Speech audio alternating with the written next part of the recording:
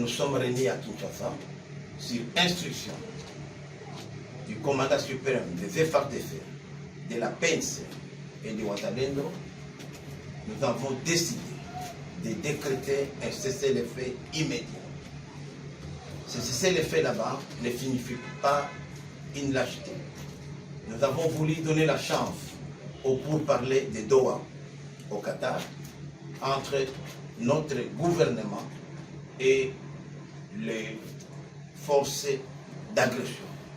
Comme vous le savez très bien, les premiers pourparlers n'ont pas pu aboutir et nous avons dit nous ne voulons pas porter la responsabilité d'un échec quelconque. Mais nous serons très vigilants à tel point qu'à toute attaque, nous allons riposter. Et le cessez-le-feu prendra effet immédiat le 13 avril 2024 à partir de minuit. Donc, tous les Wazalendo, tous les VDP sont impliqués aujourd'hui dans les pourparlers de Doha que nous soutenons, même si nous ne sommes pas représentés.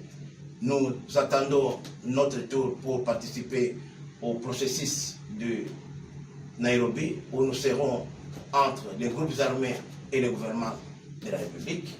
Mais nous réitérons ici notre fidélité et notre loyauté au chef de l'État, commandant suprême des FARDC, PNC et Wazalendo, et nous réitérons notre engagement à régler les problèmes qui rongent aujourd'hui la partie orientale de notre pays d'une manière politique et diplomatique.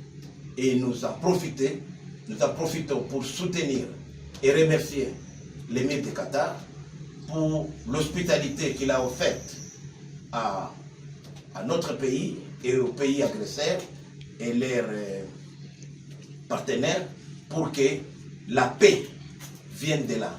Nous sommes convaincus que si toutes les parties sont aujourd'hui engagées, la fumée blanche pourrait provenir de Doha. Et nous demandons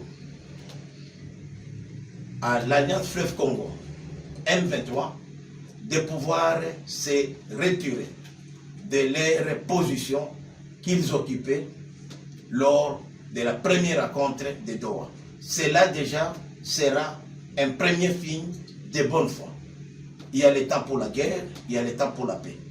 Les Wazalendo sont aujourd'hui disposés à collaborer avec toute personne qui s'inscrira dans la voie de la paix. Mais accepter le cessez-le-feu n'est pas une lâcheté. Donc nous restons aux aguets, nous répondrons à toute attaque contre nous sans hésiter. Mais c'est une bonne foi que nous venons de faire aujourd'hui devant la communauté nationale et internationale, que les Wazalendo ne sont pas des voyous, ne sont pas des brigands, que les Wazalendo s'inscrivent dans les schémas de Doha au Qatar. Je vous remercie.